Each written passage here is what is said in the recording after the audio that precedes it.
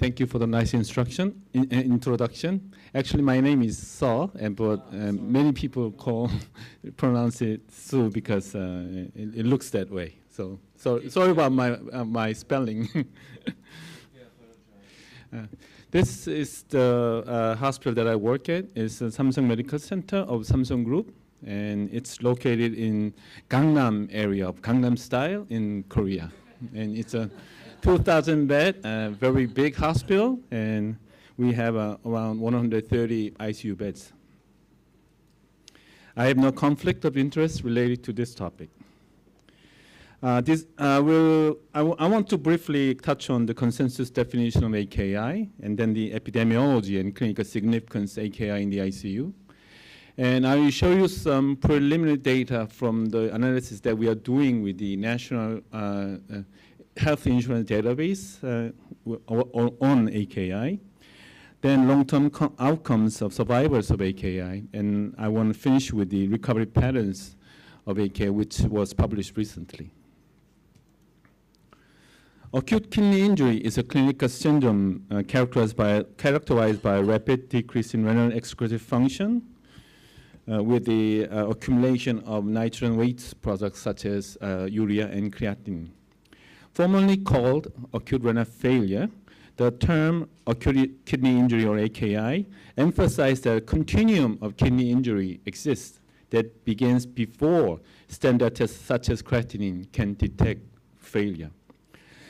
It also suggests a continuum of progress, increasing mortality with even small increase in serum creatinine, with additional increase in mortality as creatinine concentration rises.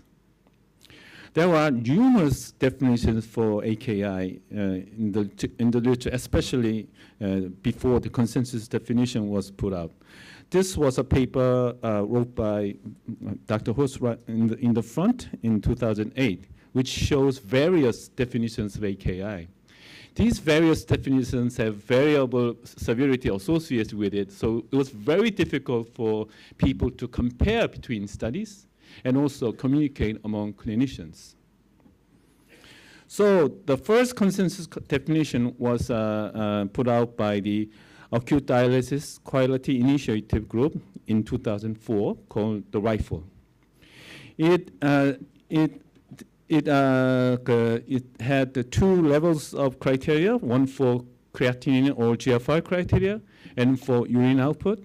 And it was the first unified effort to define AKI and also to stratify the severity of risk of severity of AKI into risk, injury, and failure. But RIFLE criteria was not perfect, and in 2007, Acute Kidney Injury Network, they modified RIFLE criteria into AKIN criteria. First, they did away with risk, injury, failure with stage 1, 2, 3 with increasing severity.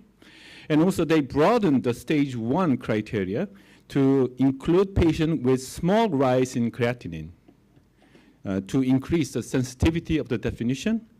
And also they put people who were on renal replacement therapy at stage 3, regardless of what their creatinine or urine output were at the initiation of replacement therapy.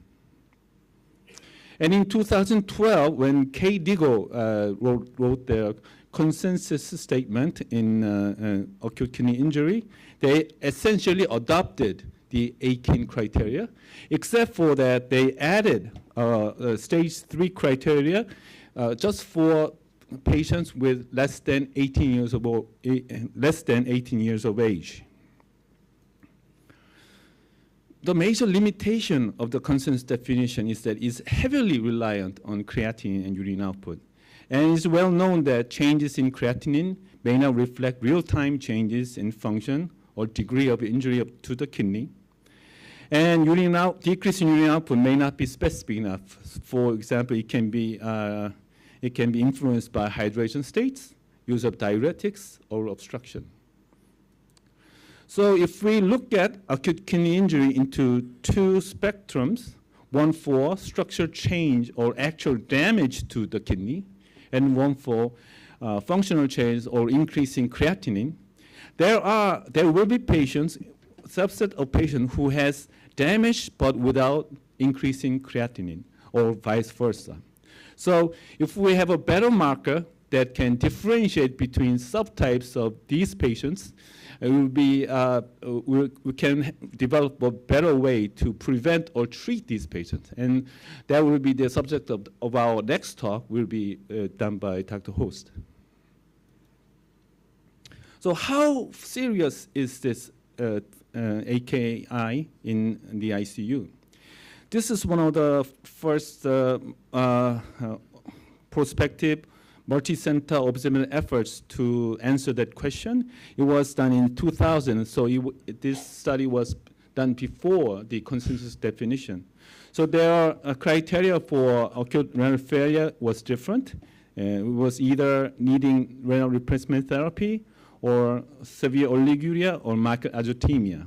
And in this study, the instance was 5.7% with renal replacement therapy in 4.2%, and the mortality was very high, with reporting 60.3% mortality.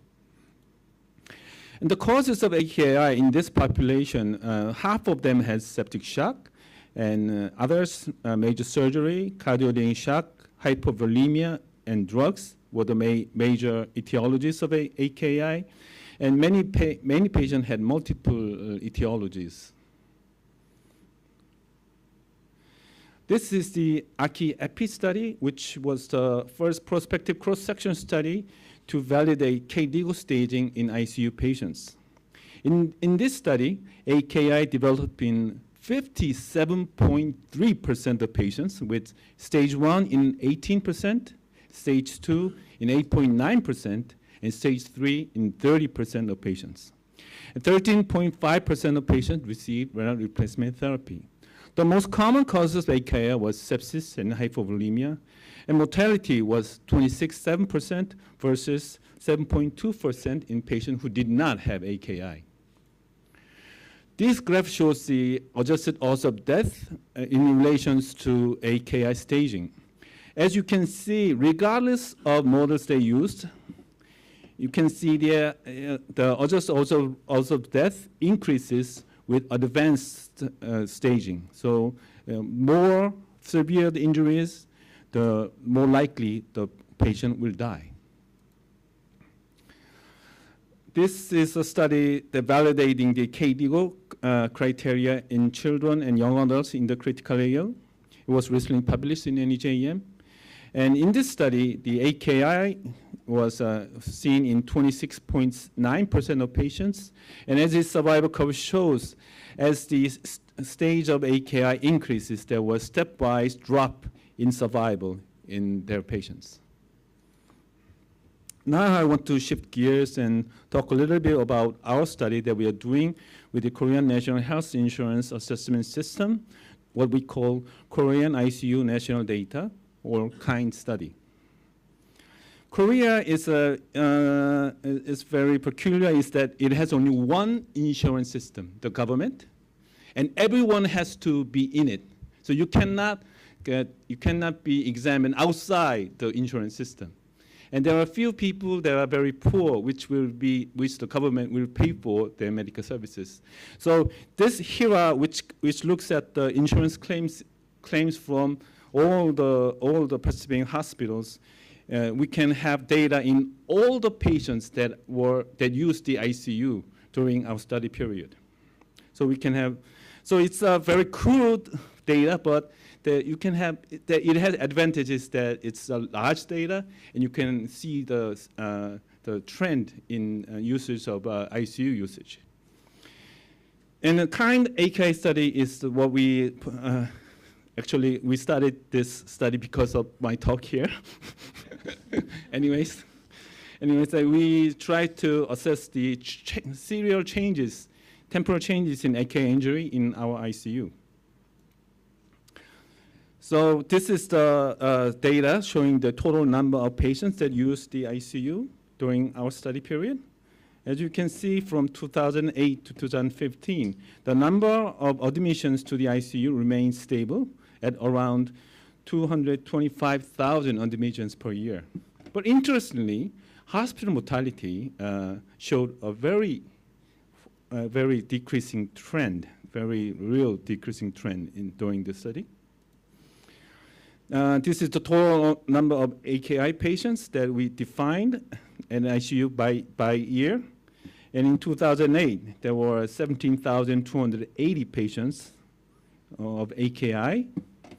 And by 2015, there was 20,654 patients. There was around 20% increase in people with AKI using our ICUs. But the most interesting finding was that the RRT, renal reference therapy, was 4,402 in 2008, but nearly doubled by 2015 to 8,034 patients receiving renal reference therapy during the period. The mortality trend also was decreased for AKI patients, and also I'm not showing you data, but the CRRT patients, they had a mild decrease in trend in mortality also. This is the characteristics of an AKI patient compared to patients who did not have AKI.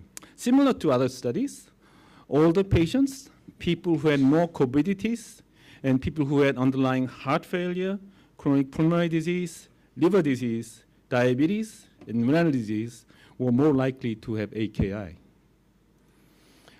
And more procedures such as mechanical ventilation, vasopressors were being done to these patients compared to patients who did not have AKI. And the overall mortality for AKI patients was 38.4% compared to 9.7% for patients without AKI.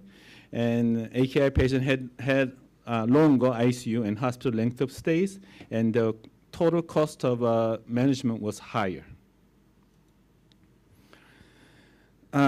So what about the long-term outcomes for AKI survivors of ICU and hospitalization? It is now well known that AKI survivors have adverse long-term outcomes, including increased mortality, increased incidence of CKD, increased progression to ESRD and need for dialysis, and also increased other outcomes such as cardiovascular events. This is a longitudinal study that was done in a single center in Canada, in which they looked at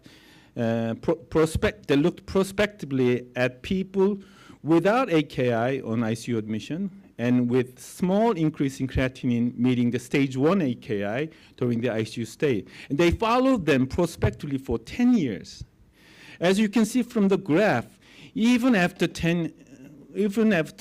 they survived the ICU, the people with small increase meeting stage 1 AKI criteria had much worse outcome than people who did not have AKI during the ICU stay, with 10-year mortality hazard ratio of 1.53 for 28-day stage 1 survivors. This is a study that looked at people with AKI whose creatinine level normalized before they were discharged from the hospital, and they compared it with controls who were hospitalized without AKI. And they looked at the incident stage 3 chronic kidney disease. As you can see from this table, people with AKI whose creatinine had normalized before they were discharged still had much higher risk of getting chronic kidney disease compared to controls. And this is a large population-based study that involved around 50,000 survivors of AKI. And in this study, these survivors had AKI and were not on chronic dialysis when they were discharged, and they compared those survivors with matched controls, and they looked at the need for chronic dialysis during follow-up of 10 years. As you can see, people with AKI had much higher risk for getting chronic dialysis compared to controls. And this is a study U.S. veterans hospitalized for AKI, which is the top, and MI, which is the middle line, and MI with AKI, which is the third line. And they looked at the major adverse cardiac event. As you can see, people with MI and AKI had much higher risk of having cardiovascular events compared to patients with just MI, indicating that AKI may be associated with adverse cardiac events. And many investigators now do not think AKI and CKD as a separate entity. They think it's interconnected because CKD is a major risk factor for AKI. There's an increased severity and number of AKI episodes are associated with increased incidence of CKD. And CKD has been reported after AKI in children who usually do not have the traditional risk factors for CKD. And AKI is independently associated with CKD even after adjusting for factors for CKD. So AKI and CKD, they share common risk factors, and they can modify each other through severity of acute kidney injury, stage of chronic kidney disease, number and duration of acute kidney injury, and proteinuria, which ultimately result in adverse outcomes such as cardiovascular events, kidney events, ESRD, disability, diminished quality of life, and even death. So to improve the outcome of AKI and CKD patients, we need to better understand the recovery phase of AKI. And this is an interesting paper recently published in the Blue Journal by the Pittsburgh group. And in this paper, they wanted to develop a conceptual model of recovery after AKI. And they were particularly interested in the role of early reversal of AKI and relapse of AKI on the final outcome of the patients. So they measured whether the patient had early reversal, meaning that they have to have, they did not meet AKI criteria within 7 days of start of AKI. And they followed them during hospitalization for reversal of AKI. Then final determination recovery was at hospital discharge, and they followed the patient for 1 year. And with this model, they could classify patients with 5 distinct groups, and it's shown here. And with the study cohort, they observed early reversal in 63%, about 64% of patients, and among them, 26.6% had sustained recovery, meaning that they had early reversal and did not have any relapses. And 22.5% had early reversal but experienced relapse, but at discharge they had recovered.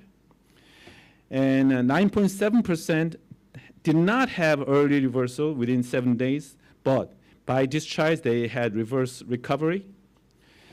14.7% had early reversal, then they relapsed and they did not recover.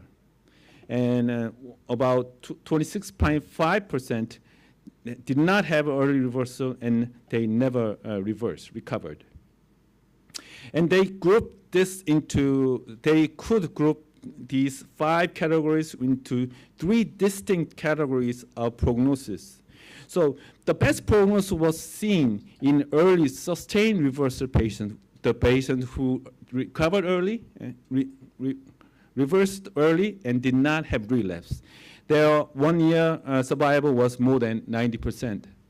But in patients even who had recovery at discharge, but had late sustained recovery or relapsed, had experiences one or more episode of relapses, their prognosis was much lower than people who had sustained reversal, with a prognosis around 80%. The worst prognosis was seen in patients who did not have recovery at discharge, whether or not they had early recovery. So this data suggests that even after reversal of normalization of creatinine level, you should make every effort for the patient so that their creatinine kidney function does not get worse, and maybe we can target the recovery phase for improved outcome in these patients. So this is my last slide. Consensus definitions are not perfect, but are useful. AKI is common in ICU patients. It's increasing incidence and is associated with adverse short-term outcomes. All stages of AKI can have long-term consequences. And to better understand long-term consequences of AKI, more attention should be given to the recovery process. Thank you.